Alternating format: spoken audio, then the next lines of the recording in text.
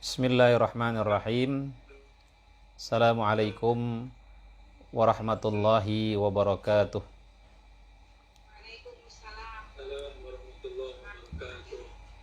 Innal hamdalillah nahmaduhu wa nasta'inuhu wa nastaghfiruh wa nastahdihi wa natubu ilaih wa na'udzu billahi min syururi anfusina wa min sayyiati a'malina may yahdihillahu fala mudhillalah wa may yudlilhu fala hadiyalah. Allahumma shalli ala sayyidina Muhammad wa ala ali sayyidina Muhammad kama shallaita wa sallamta wa barakta ala Ibrahim wa ala ali Ibrahim fil alamin innaka Hamidum Majid. Yang saya hormati Pak Joko Adi selaku pimpinan IZI di wilayah Jawa Tengah, Pak Ustadz Solah tadi ya, Ketua Yayasan Mutiara Hati.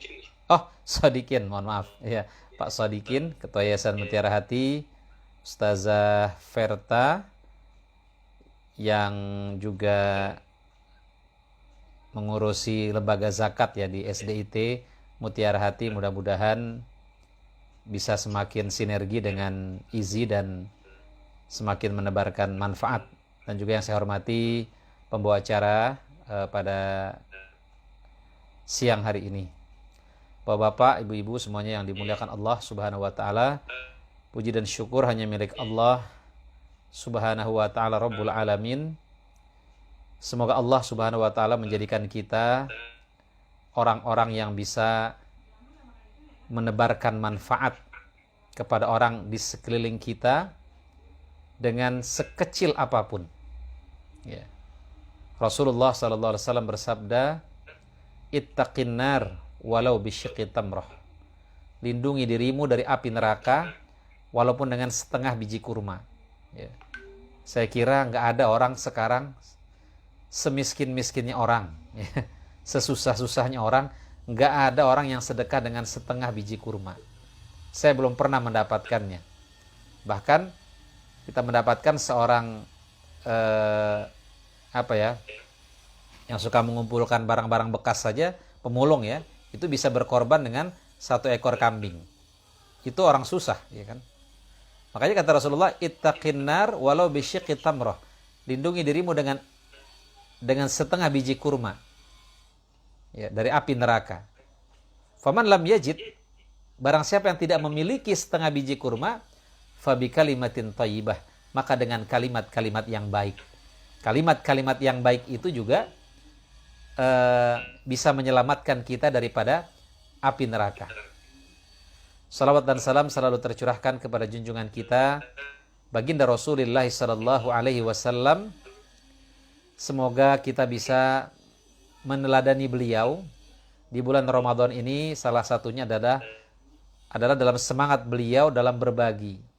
Ya, dalam satu hadis diriwayatkan karihil mursalah, seperti angin yang berhembus. Tema kita pada siang hari ini adalah menjadi pribadi yang penuh manfaat. Ya. Hidup kita hanya sekali, maka hiduplah yang penuh arti. Yaitu kata Kiai Haji Imam Zarkashi, salah satu pendiri daripada Pondok Modern Gontor. Ya. Atau kita juga diajarkan ish kariman au mut syahidan.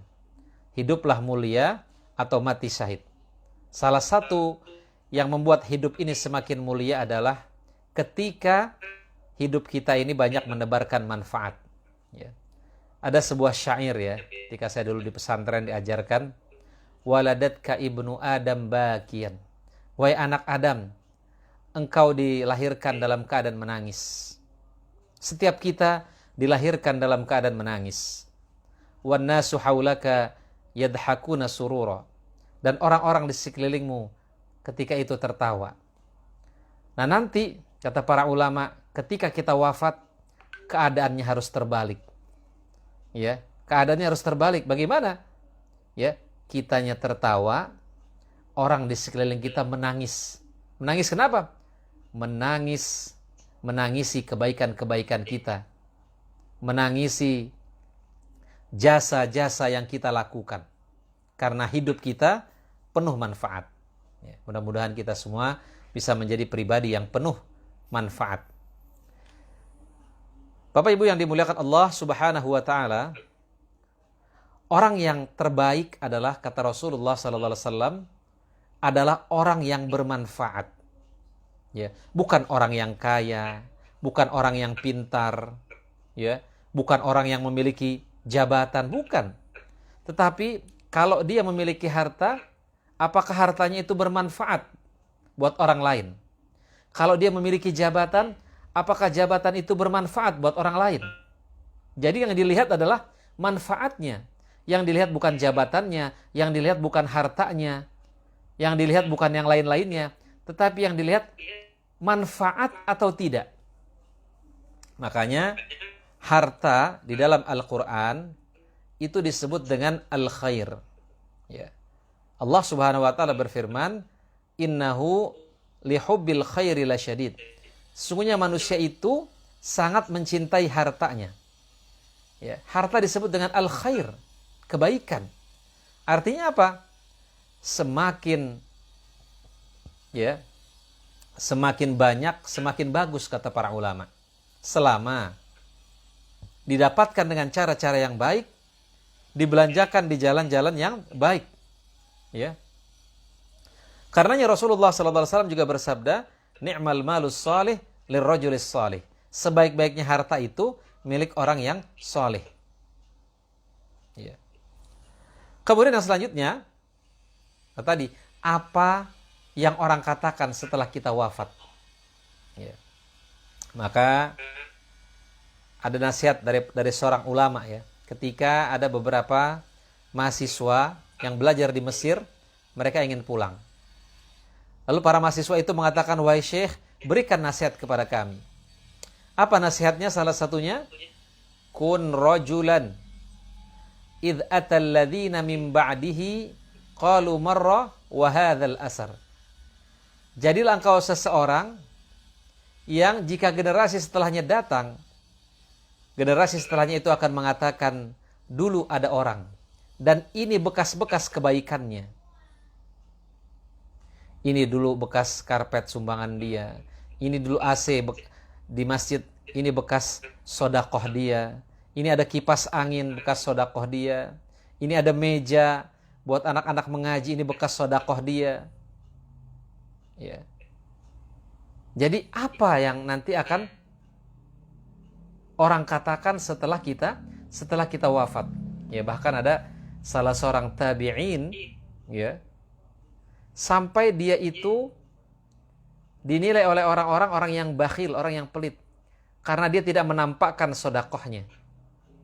Ya. Kapan orang tahu? Ketika dia sudah wafat, ketika itu berhenti kebaikannya. Oh, ternyata dia yang membagikan dulu. Ya.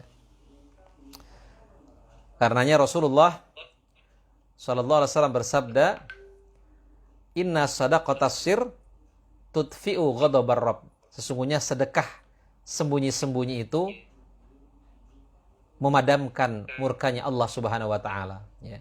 Ya, sedekah boleh terang-terangan, boleh sembunyi-sembunyi. In tubdus sadaqat fa ni'mahi, kata Allah. Kalau engkau menampakkan sedekahmu itu baik buat kamu. Wa in tukhfuha wa tu'tuhal fuqara fa huwa khairul lakum. Tapi kalau kamu sembunyi-sembunyi, itu juga baik buat kamu. Jadi sedekah terang-terangan boleh, sembunyi-sembunyi boleh. Ya. Yang nggak boleh terang-terangan nggak sedekah. Ya, jamaah yang dimuliakan Allah Subhanahu wa taala, ya kadang-kadang kan di lembaga zakat, ya mungkin ada orang yang nggak usah tulis deh nama saya, tulis saja hamba Allah. Ya semua juga hamba Allah kan. Mohon maaf ya, nggak ada yang hamba yang lain kan, nggak ada. Ya semuanya hamba Allah. Tetapi kan kadang-kadang lembaga zakat itu membutuhkan untuk apa? Ya untuk pelaporan. Kemudian juga untuk mendata ini siapa aja sih, ya siapa aja sih muzakinya, siapa aja sih muhsininnya, ya kan? Supaya nanti kita kalau ada program-program kita bisa hubungi. Ya, karena kalau semuanya hamba Allah, di kontak kita semuanya hamba Allah, kita bingung ini. Ketika kita membuat laporan, itu kita bingung. Ya. Ya, maka kita bisa menjelaskan bahwa sedekah itu terang-terangan boleh dengan niat memotivasi atau dengan niat tadi supaya kita menyebutkan identitas kita karena memang ada keperluan untuk pelaporan, ya. Bukan untuk supaya dapat pujian orang, bukan. Ya. Bapak Ibu yang dimuliakan Allah Subhanahu wa taala, maka kita harus semangat dalam melakukan hal-hal yang bermanfaat mumpung kita hidup, ya, mumpung kita masih hidup, ya. Mumpung kita masih diberikan umur oleh Allah Subhanahu wa taala, karena nanti salah satu penyesalan ketika sakaratul maut, ya, penyesalan ketika sakaratul maut itu ada dua, ya. Allah Subhanahu wa taala berfirman, wa anfiqu mimma razaqnakum min qabli ayyatiya ahadukumul maut fayaqulu rabbi laula akhartani ila ajalin qarib fa asaddaqa wa aqum minas salihin. Dan infakkanlah sebagian harta yang diberikan kepadamu sebelum kematian datang kepadamu. Nah, ketika kematian sudah datang, dia mengatakan, ya Allah, akhirkan ajal saya ingin beramal soleh. Nah, di dalam kitab Kabair ada dua penyesalan ketika sakaratul maut. Yang pertama adalah menyesal tidak bersedekah karena dia menyaksikan begitu besar pahala sedekah itu. Ya. Yang kedua, dia menyesal tidak pergi haji. Ya, padahal dia mampu, dia bisa pergi ke Singapura, dia bisa pergi ke Eropa, dia bisa pergi ke Australia. Tapi giliran pergi haji dia mengatakan, saya belum ada panggilan. Ini adalah pemahaman yang salah, ya. Karena setiap manusia sebenarnya sudah mendapatkan panggilan dari Allah Subhanahu wa taala. Apa dalilnya? Wa adzin fin nasi bil hajj, dan serulah manusia untuk beribadah haji. Itu firman Allah kepada Nabi Ibrahim. Lalu Nabi Ibrahim mengatakan, ya Allah, suaraku tidak terdengar kepada seluruh penduduk alam. Kata Allah, kau cukup menyeru, aku yang menjadikan mereka mendengar. Jadi setiap kita sudah mendapatkan panggilan haji, sudah mendapatkan undangan. Masalah belum bisa berangkatnya itu masalah lain. Bisa jadi belum ada ongkosnya, bisa jadi belum ada kesempatannya. Bahkan sekarang orang sudah ada ongkosnya, tapi kesempatannya tidak ada karena ada corona. Mudah-mudahan tahun ini para calon jamaah haji ini bisa berangkat, ya. Bisa berangkat dengan aman, dengan selamat, ya. Bapak Ibu yang dimuliakan Allah Subhanahu wa taala, semangat dalam melakukan kebaikan itu membutuhkan kekuatan. Ya. Karena ada orang yang niat berbuat baik aja nggak ada. Niat menjadi orang yang bermanfaat saja nggak ada. Ini kan repot. Kalau niat aja nggak punya, itu kan repot. Ya.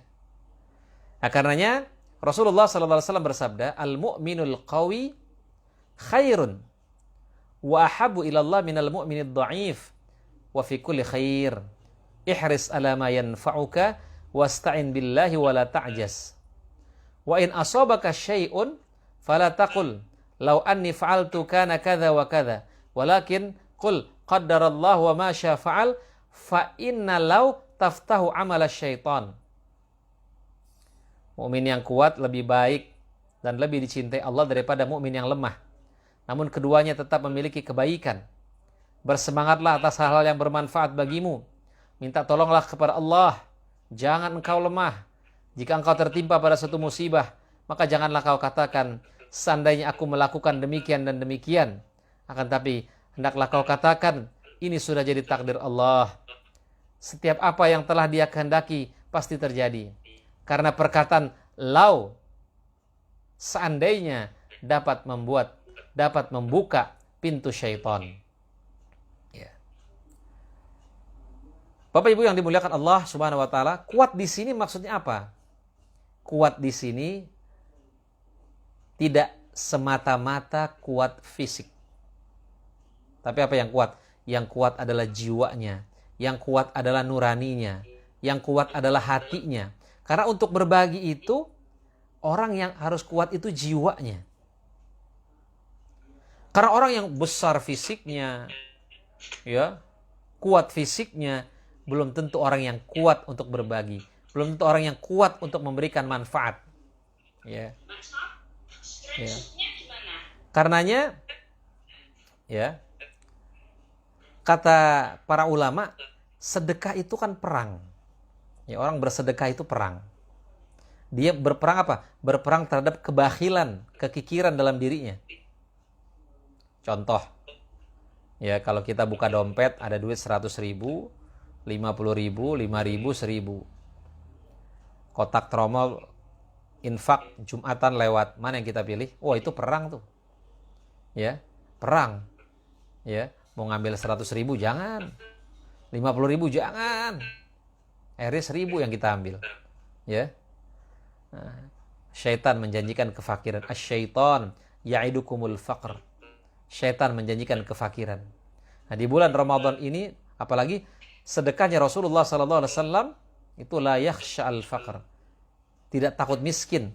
Rasulullah itu ketika bersedekah tidak takut miskin. Ya. Makanya disebut dengan sedekah. Sodakoh. As-sadaqatu burhan kata Nabi. Sedekah itu bukti. Ya. Bukti apa? Bukti kebenaran iman kita bahwa wa ma anfaqtu min syai' fa huwa yukhlifu. Apapun yang kamu infakkan Allah akan ganti. Ya. Nah, makanya tadi sedekah itu butuh kekuatan jiwa. Wa may yuqa syuha nafsi fa ulaika humul muflihun. Barang siapa yang Allah selamatkan dari kekikiran, maka mereka itulah adalah orang-orang yang beruntung. Orang yang lemah nggak bisa sedekah dia. Orang yang lemah jiwanya nggak bisa sedekah. Tapi orang yang lemah fisiknya belum tentu dia nggak bisa bersedekah. Ya. Ada seorang kakek-kakek. Dulu ada di RCTI itu kan ada acara ngabuburit ya. Kakek-kakek ini diwawancarai. Kakek kalau buka puasa pakai apa? Kalau buka puasa saya pakai sayur asem sama kopi. Waduh. Udah enak banget itu kata kakeknya. Sayur asem sama kopi. Ada dagingnya nggak? Kata orangnya. Ya boro-boro. Ya. Terus kalau kakek dapat uang, ini kakek mau buat apaan? Dia bilang ini ada lapangan nih. Lapangannya nih becek. Ya. Kalau saya punya duit saya pengen semen nih buat anak-anak ngaji. Nah itulah. Orang yang tidak punya, tetapi kalau dia dapat, kepikirannya buat berbagi. Ya. Makanya berbagi itu, kata Muawiyah bin Abi Sufyan juga, tasaddaqu wa la yaqul ahadukum inni muqil. Ya. Bersedekahlah dan jangan mengatakan saya nggak mampu. Karena sebaik-baiknya sedekah itu dalam keadaan tidak mampu. Dan ciri orang yang bertakwa kan, salah satu tujuan berpuasa kan bertakwa. Nah salah satu ciri orang yang bertakwa kan, bersedekah baik dalam keadaan sulit ataupun dalam keadaan lapang. Ya bahkan Allah mengatakan apa? Wa man qudira alaihi rizquhu falyunfiq mimma atahullah. Barang siapa yang disempitkan rezekinya, hendaklah dia menginfakkan harta yang Allah berikan kepadanya. Jadi kita lagi susah sebenarnya disuruh infak. Ya makanya aneh kalau orang sedekah takut miskin. Orang belum pernah kaya kok takut miskin gitu loh. Aneh ya. Yang takut miskin itu kan yang pernah kaya. Ya. Nah, semangat dalam melakukan hal-hal yang bermanfaat, ya. Kullu ma'rufin shadaqah. Setiap kebaikan itu sedekah. Senyum itu sedekah. Menyapa orang itu sedekah. Membantu orang mengangkat barang-barang yang berat itu sedekah. Menunjukkan orang yang tersesat jalannya itu sedekah. Bahkan dalam Islam berhubungan suami istri pun dinilai juga dengan sedekah. Ya.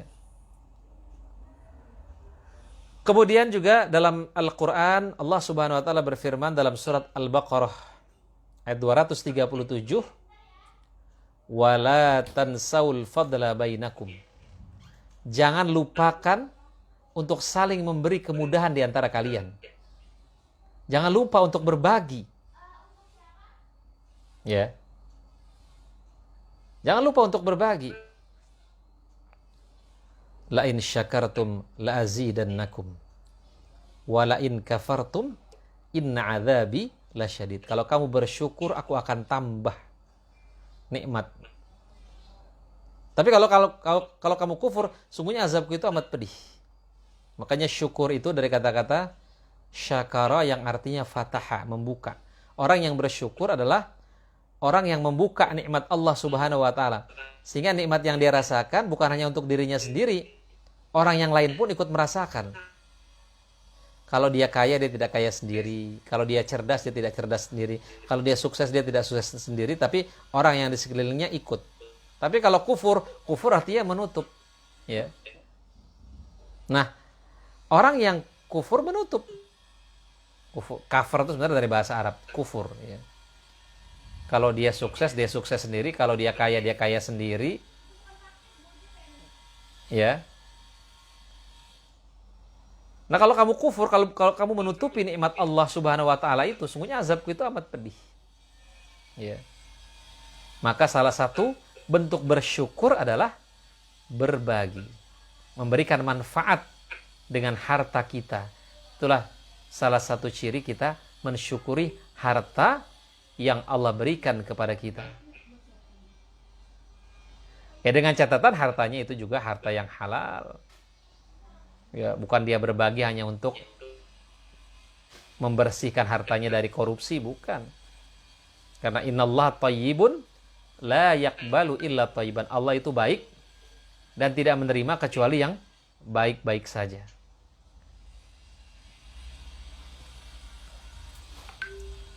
Kemudian dahulukan berbagi yang ada hubungannya dengan agama. Nah, jadi kalau kita berbagi, dahulukanlah yang ada hubungannya dengan agama, kegiatan-kegiatan agama yang ada orientasinya dengan akhirat.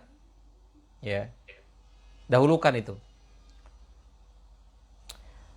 Rasulullah sallallahu alaihi wasallam bersabda, "Man kanatil akhirati hammuhu, ja'alallahu ghinahu fi qalbihi."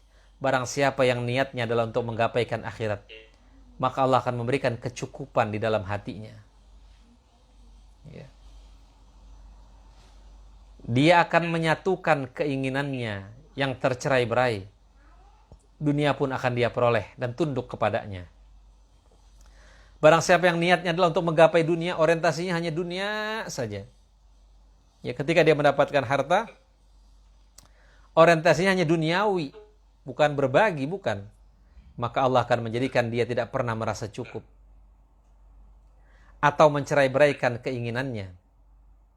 Allah akan mencerai-beraikan keinginannya. Dunia pun tidak dia peroleh kecuali yang telah ditetapkan baginya. Ya. Maka selalulah memiliki orientasi akhirat. Ya, ad-dunya mazra'atul akhirah. Dunia itu adalah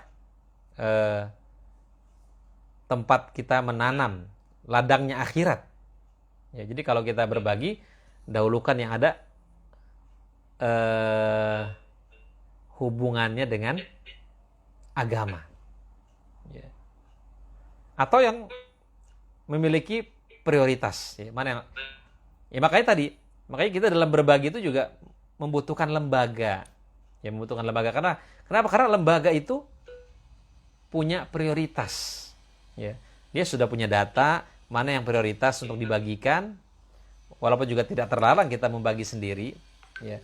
Tapi kalau dengan melalui lembaga, pertama kitanya lebih terjaga keikhlasannya, dan orang yang menerimanya juga tidak dihinakan, ya, terhormat, ya, ikut terhormat. Ya. Bapak Ibu yang dimuliakan Allah Subhanahu wa ta'ala, ini saya sampai jam berapa ini menyampaikan materinya?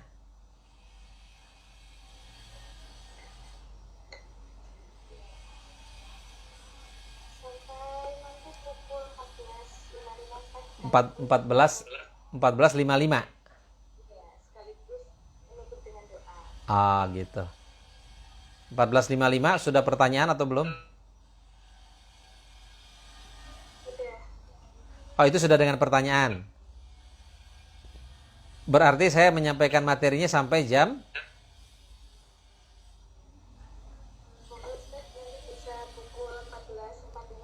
14.45 ya. Oke, baik. Ya. Baik. Sahabat yang dimuliakan Allah Subhanahu wa taala. Kemudian minta tolonglah kepada Allah untuk menjadi pribadi yang penuh manfaat. Ya. Untuk menjadi orang yang bermanfaat, kita minta kepada Allah. Ya. Terkadang kita, misalnya ya, kita melihat kok ini ada orang yang luar biasa ya, orang yang kepedulian sosialnya luar biasa tinggi. Di mana ada bencana dia selalu ada, di mana ada kegiatan-kegiatan sosial dia selalu hadir. Kenapa saya nggak bisa seperti itu? Kenapa saya nggak punya keinginan seperti itu?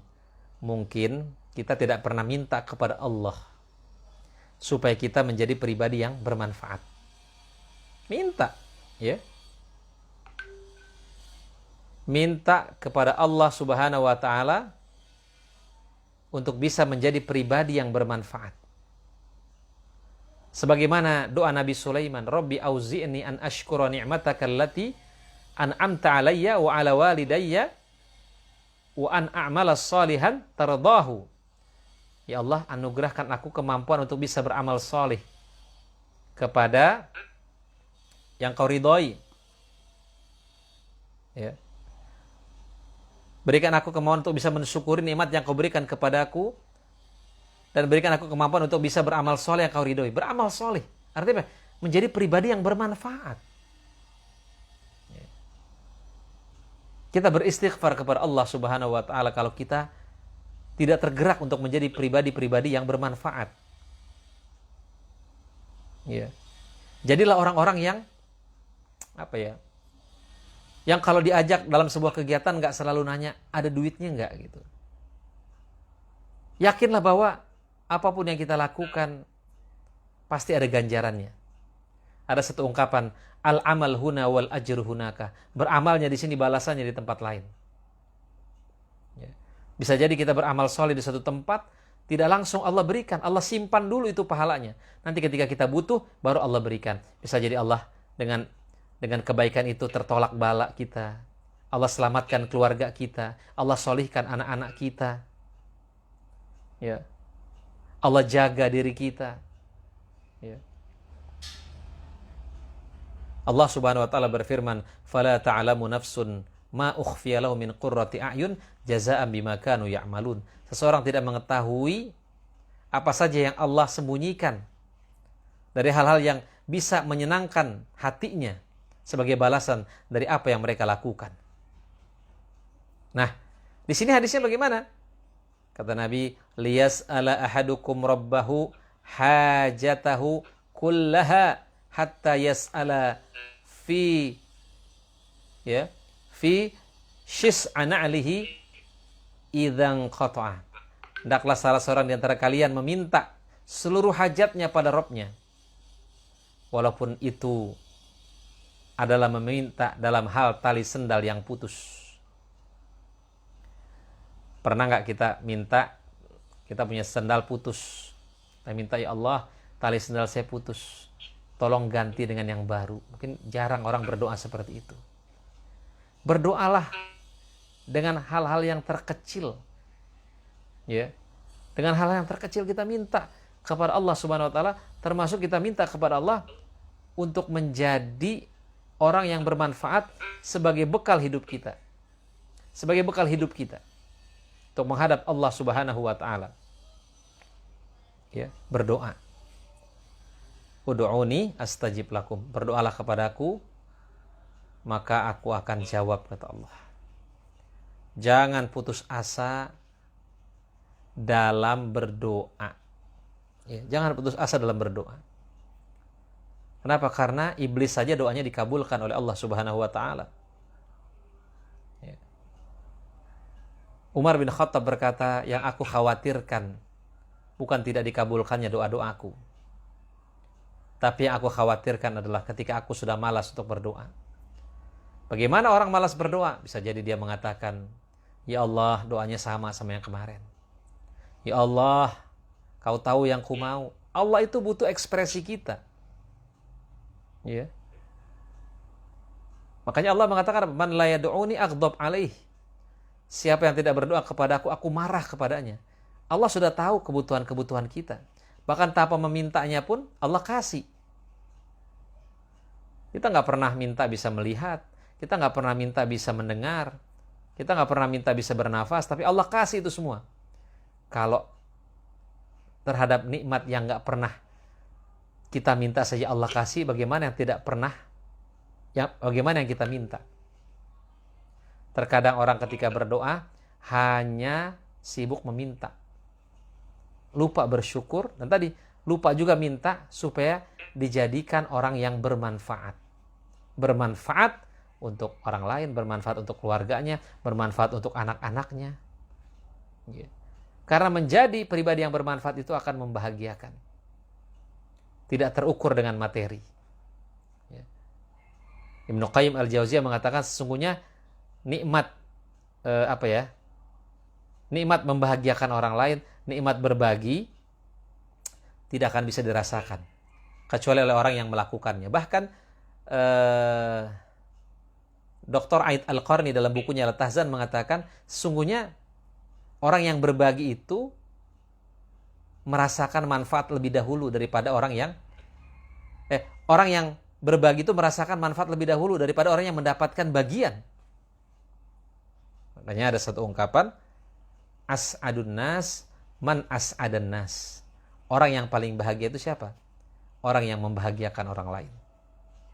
Maka kalau kita kurang bahagia, mungkin kita kurang membahagiakan orang lain.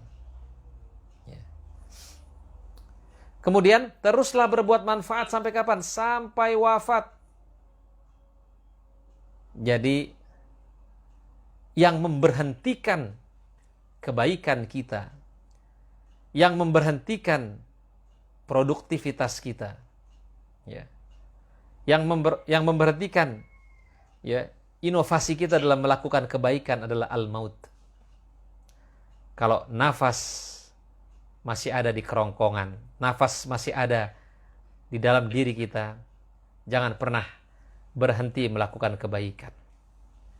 Kalau dulu kami di pesantren diberikan nasihat oleh Pak Kiai, jangan bosan jadi orang baik.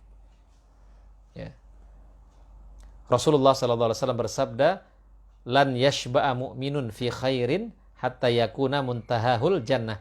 Seorang mukmin tidak pernah kenyang melakukan kebaikan sampai surga menjadi garis finishnya, menjadi tempat terakhirnya. Makanya Imam Ahmad ditanya, wahai Imam, kapan kau merasa tenang? Ketika salah satu kaki saya sudah berada di surganya Allah Subhanahu wa taala. Bapak Ibu yang dimuliakan Allah Subhanahu wa taala. Nah, dalam melakukan perbuatan yang bermanfaat, kita harus mendahulukan, kalau kita mempelajari fikih aulawiyat atau fikih prioritas, itu apa? Lakukan perbuatan yang lebih luas manfaatnya. Hadisnya dari Jabir radhiyallahu anhu, dia berkata, Nabi SAW pernah memasuki kebun Ummu Ma'bad. Kemudian beliau bersabda, wahai Ummu Ma'bad, siapakah yang menanam kurma ini? Seorang muslim atau seorang kafir? Ummu Ma'bad berkata, seorang muslim. Nabi SAW bersabda, tidaklah seorang muslim menanam tanaman lalu dimakan oleh manusia, hewan, atau burung, kecuali hal itu merupakan sedekah untuknya sampai hari kiamat. Maka salah satu menjadi orang yang bermanfaat apa? Menanam pohon di mana pohon itu bisa dimakan oleh manusia, dimanfaatkan oleh hewan, burung. Itu semua jadi sedekah dia sampai hari kiamat. Pohon itu juga merupakan investasi terbaik. Cara menjadi orang yang bermanfaat adalah juga salah satunya dengan menanam pohon. Kalau memang kita ada lahan, coba tanam pohon. Apalagi kalau pohonnya berbuah, dimanfaatkan oleh manusia, panen kali ini misalnya kita bagikan, yang keduanya baru kita jual, dan lain sebagainya. Itu jadi sedekah yang luar biasa.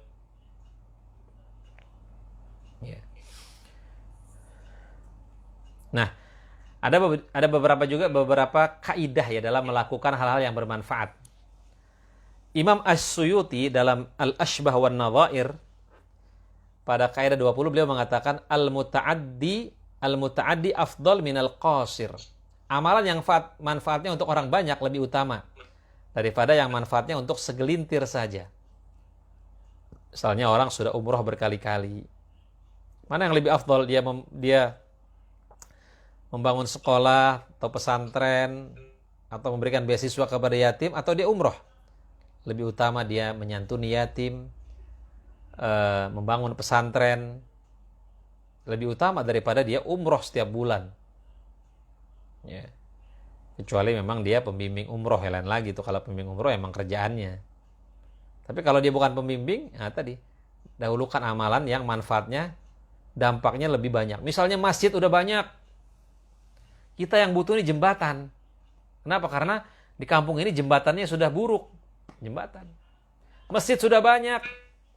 Kebanyakan orang kan, kebanyakan tuh begitu. Kayak misalnya ada bantuan dari Timur Tengah, dari Kuwait.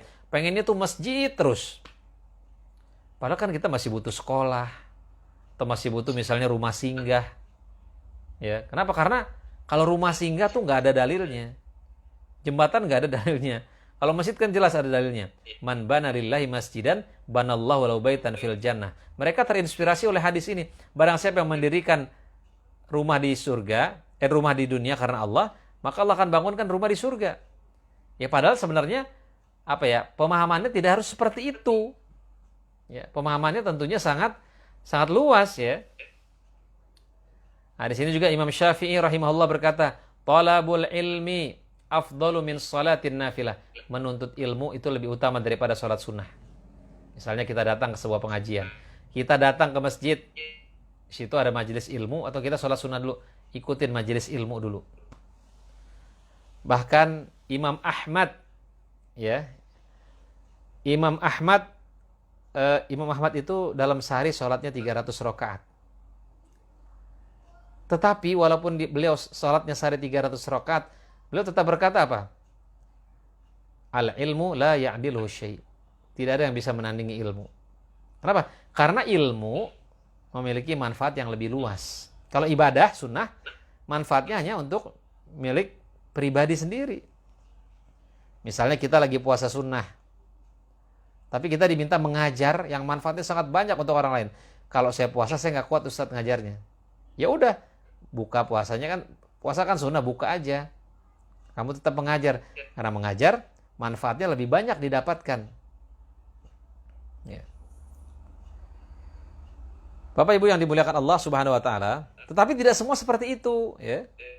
Misalnya ada hadisnya dari Abu Hurairah radhiyallahu anhu, Nabi sallallahu alaihi wasallam pernah ditanya, amalan apakah yang paling afdal? Ya, jawab Nabi sallallahu alaihi wasallam, iman kepada Allah. Nah, iman kepada Allah.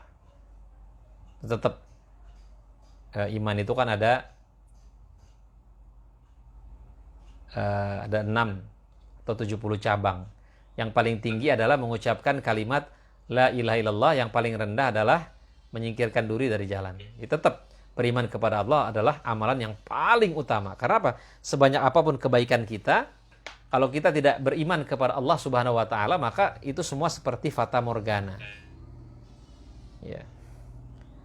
Kemudian beliau ditanya, terus apa lagi? Nabi SAW menjawab, jihad di jalan Allah. Kemudian beliau ditanya lagi, terus apa lagi? Nabi SAW menjawab, haji mabrur. Hadis riwayat Bukhari nomor 47, Muslim nomor 83. Kemudian juga dari Thauban radhiyallahu anhu, ia berkata bahwa Rasulullah SAW bersabda, wa'alamu anna khairu a'malikum as-salah wa la yuhafidhu 'alal wudu' illal mu'min. Ketahuilah bahwa sebaik-baik amalan kalian adalah salat. Tidaklah yang menjaga wudu kecuali seorang mukmin. Ya, khairu a'malikum tetap as-salah. As-salatu imaduddin.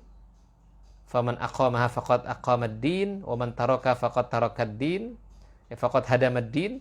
Salat itu tiang agama, siapa yang menegakkan salat berarti dia telah menegakkan agama. Siapa yang meninggalkan salat berarti dia menghancurkan agama. Bahkan juga yang pertama kali dihisab adalah salat. Ya. Kalau salatnya benar, benarlah seluruh amalnya, kata Nabi. Kalau salatnya salah, salahlah seluruh amalnya. Makanya menegakkan salat dan zakat itu selalu beriringan ya. Aqimus shalah wa atuz zakah. Tunaikan salat, tegakkan salat, tunaikan zakat. Ya. Itu selalu berdampingan. Ya. Salat adalah lambang hubungan kita dengan Allah, zakat adalah lambang hubungan kita, lambang hubungan kita yang harmonis dengan manusia. Ya. Makanya ketika Buya Hamka ditanya, Buya, ada orang yang sholatnya rajin, tapi sama tetangganya tidak baik, bakhil dan lain sebagainya. Tapi sebaliknya ada orang yang sama tetangganya baik, tapi dia tidak sholat. Bagaimana jawaban Buya Hamka? Yang pertama, sholat, tetapi hubungan sama tetangganya tidak baik. Itu dia masih sholat. Bagaimana kalau dia tidak sholat? Ya. Yang sebaliknya, yang kedua, belum sholat aja udah baik, kata Buya Hamka. Bagaimana kalau dia sholat? Pastinya lebih baik lagi. Ya, jadi jamaah yang dimuliakan Allah Subhanahu wa taala, ya, itulah beberapa hal yang bisa kita sampaikan, yang bisa saya sampaikan untuk menjadi pribadi-pribadi yang bermanfaat di bulan suci Ramadan, ya. Memasuki bulan suci Ramadan ini banyak sekali acara tarhib, ya. Sekilas saya ingin memberikan informasi juga. Tarhib itu apa sih arti tarhib, ya? Tarhib itu dari kata-kata rahab, ya, rahab artinya luas. Maka ketika seseorang mengucapkan marhaban ya Ramadan, konsekuensinya adalah dia harus menyediakan tempat yang luas di rumahnya, di kantornya, dimanapun, agar Ramadan bebas mentarbiyah dia, agar Ramadan bebas mendidik dia, mensucikan dia, agar dia memiliki banyak kreasi dan inovasi untuk melakukan kegiatan di bulan suci Ramadan. Kenapa? Karena dia berada di tempat yang luas, ya. Dia berada di tempat yang lapang, ya. Jadi jamaah yang dimuliakan Allah Subhanahu wa taala, mungkin itu dulu yang bisa saya sampaikan. Kurang lebihnya mohon maaf. Silahkan kalau ada yang mau ditanyakan.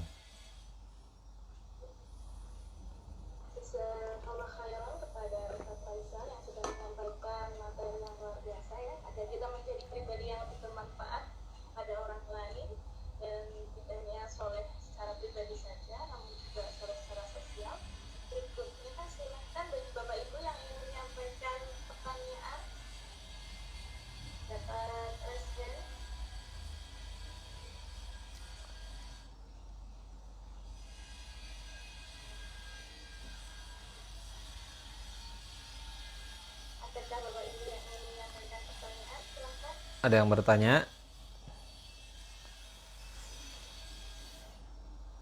Ya, silahkan kepada Ustazah Kirana izin bertanya. Monggo dinyalakan.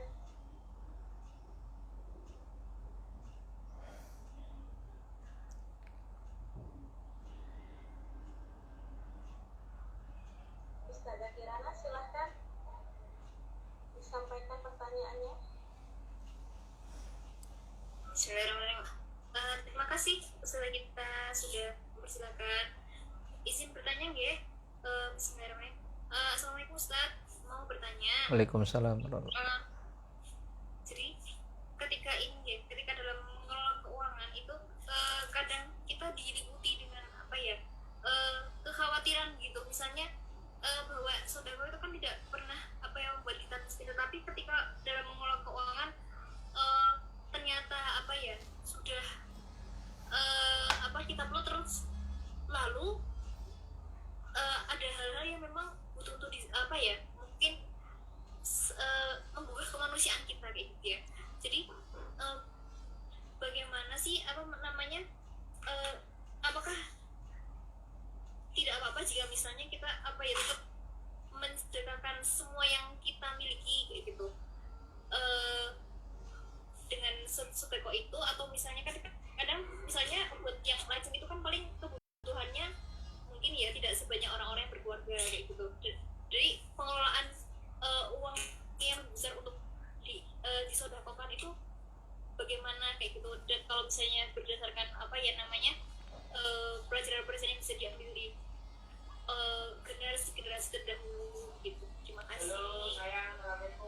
Ya, baik. Baik, kita tidak perlu ya mensedekahkan seluruh harta kita. Perintah Allah hanya mengatakan wa anfiqu mimma razaqnakum, dan infakkanlah sebagian daripada harta yang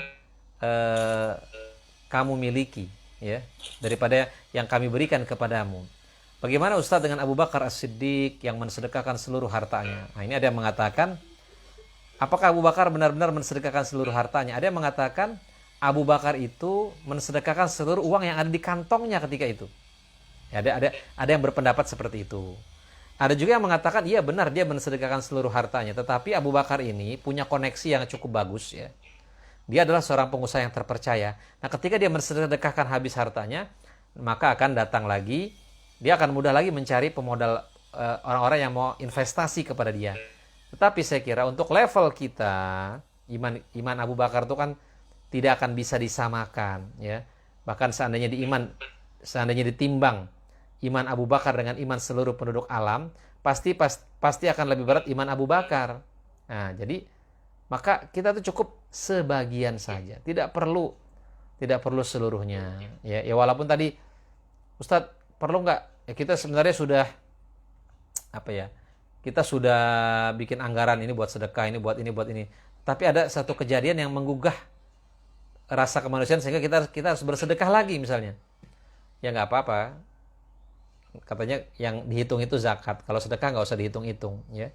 Ada satu hadis mengatakan, jangan kamu hitung-hitungan dengan Allah, nanti Allah juga akan hitung-hitungan dengan kamu. Ya. Dan sedekah terbaik, ya, juga harus kita pahami, jangan sampai kita begitu luar biasa kita sedekah di luar, tetapi keluarga terlupakan. Nah, itu juga jangan sampai, karena yang paling besar pahalanya itu adalah bersedekah kepada keluarga. Dan bersedekah kepada keluarga ini juga ini akan menguji keikhlasan kita. Karena kalau kita sedekah di luar, mungkin kita mendapatkan pahala, kita mendapatkan pujian dan sebagainya. Tapi kalau kita bersedekah kepada keluarga, nggak ada yang memuji kita, anak nggak memuji kita, istri nggak memuji kita, makanya pahalanya besar. Karena benar-benar ikhlas ketika kita memberikan nafkah kepada keluarga. A'dhamuha ajran alladzi anfaqtahu ala ahlik. Ya. Sedekah yang paling besar itu adalah yang ketika kamu menafkahkan untuk keluargamu. Silakan, mungkin itu yang bisa saya jawab. Makasih Ustaz, semoga bisa menjawab pertanyaan yang disampaikan Ustazah Kirana. Penanya berikutnya ada Ummu Zahra. Lulu, silahkan menyampaikan pertanyaannya. Ya, Assalamualaikum warahmatullahi wabarakatuh, Ustaz. Waalaikumsalam warahmatullahi wabarakatuh. Maaf, mau izin nih sedikit bertanya. Ini terkait dengan zakat profesi ya. Bagaimana dengan zakat profesi apabila kita sudah dipotong di kantor? Lalu, apakah boleh atau bagaimana itu jika dirumuskan juga di tempat lain? Iya. Jadi itu bisa di tempat atau di tempat lain juga dibagi atau bagaimana? Kurang juga zakat profesi 2,5% itu kan ya? Iya. Ya, terima kasih. Assalamualaikum warahmatullahi wabarakatuh. Assalamualaikum warahmatullahi wabarakatuh. Kita sudah dipotong zakat di kantor 2,5%. Terus kita mau ngasih lagi boleh nggak? Ya boleh. Zakat itu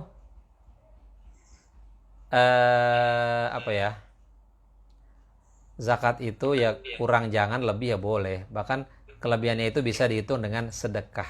Ya. Saya kira lembaga zakat Mutiara Hati Izi nggak nolak tuh kalau orang mau ngasih zakat. Saya mau ngasih zakat saya 10% tuh nggak ada yang nolak. Ya, bahkan itu bisa juga dihitung dengan sodakoh kelebihannya. Ya. Kalaupun kita mau niatkan sebagai zakat, ya nggak ada yang melarang juga. Ya, sebagaimana orang mau korban, saya mau korban 1 kambing, saya mau korban 2 kambing, 3 kambing, boleh nggak Ustaz? Boleh saja. Ya. Orang akikah kalau misalnya perempuan 1 kambing, dia mau 2 kambing, boleh nggak? Boleh. Lebih boleh, kurang jangan. Tetapi tadi ya, orang-orang yang beriman itu kata Allah, walladzina idza anfaqu lam yusrifu wa lam yaqtaru wa kana baina dzalika qawama. Orang-orang yang beriman itu kalau dia menginfakkan hartanya, dia tidak berlebih-lebihan, dia juga tidak bakhil. Dia berada di pertengahan. Ya, wala taj'al yadaka maghlulatan ila unuqika, kata Allah. Jangan kamu jadikan tangan kamu terbelenggu di lehermu. Wala tabsutha kullal basti, tapi juga jangan kamu terlalu mengulur. Sedang-sedang saja, ada pos buat sedekah, ada pos buat keluarga. Khairul umur awsatuha. Sebaik-baiknya permasalahan itu yang pertengahan. Ya. Begitu Ibu. Tapi tadi kesimpulannya boleh saja. Ibu sudah zakat di kantor, mau zakat lagi di tempat lain boleh. Enggak juga enggak apa-apa karena sudah ditunaikan zakatnya, tapi di tempat lain mungkin disedekah. Ya, enggak masalah itu.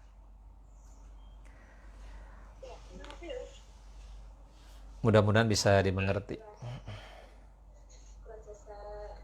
Bila kepada Bu Nunung yang sudah menjawab pertanyaannya dan kepada Ustaz Faisal sudah menjawab, monggo silakan satu lagi penanya. Bisa respon. Pak Salikin. Monggo, Pak.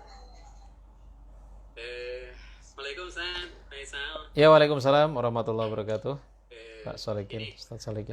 Mohon kami diberikan motivasi gitu ya. Artinya begini, tadi disampaikan Ustaz Joko Hadi itu memang penghimpunan zakat, sedekah dan sebagainya di Indonesia itu kan sangat kurang gitu ya, minim. Nah, artinya barangkali memang belum banyak warga ataupun masyarakat di Indonesia itu yang belum ngeh gitu, belum ngeh untuk bisa mengeluarkan zakatnya, sedekahnya dan sebagainya gitu kan. Padahal itu sebenarnya bagian daripada tanggung jawab gitu kan, tanggung jawab sebagai muslim itu untuk mengeluarkan itu. Maka kami berharap sih mohon diberikan motivasi kepada kami di baik guru, yayasan dan juga seluruh warga Mutiara Hadi itu untuk bersemangat mensyiarkan zakat sedekah itu kepada khalayak agar kemudian penghimpunan dan kebermanfaatan itu lebih luas lagi gitu Ustaz. Iya, iya. Mangga Ustaz. Terus. Iya, baik. Jadi memang potensi zakat kita itu kalah dengan Malaysia ya. Padahal kita secara populasi lebih besar. Kenapa? Karena tadi masyarakat Malaysia terbiasa membayar zakat melalui lembaga. Sedangkan kita, masyarakat kita kebanyakan membayar zakat sendiri-sendiri. Lebih suka sendiri-sendiri. Ya, mungkin mereka merasa kayaknya lebih srek gitu ya. Lebih srek ngasih langsung ke orangnya daripada melalui lembaga. Padahal tadi memberikan zakat lewat lembaga itu juga kan ada dalilnya ya tadi sungguhnya sedekah itu kan fuqara, masakin, di situ kan disebut dengan amilin ya. Di situ disebut amilin berarti memang zakat itu memang harus dikelola secara profesional ya, supaya peruntukannya tepat ya kan. Karena kan kalau bukan kepada amilin ya, mereka kan nggak punya waktu untuk memonitor, untuk survei lapangan, ya, mana daerah-daerah yang membutuhkan, mana mustahik yang lebih prioritas untuk diberikan, ya.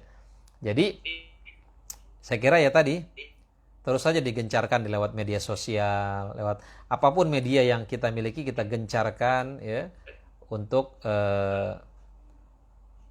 supaya mereka juga semangat ya untuk berbagi melalui lembaga, karena tadi manfaatnya bisa lebih besar yang didapat ya daripada berbagi secara sendiri-sendiri ya.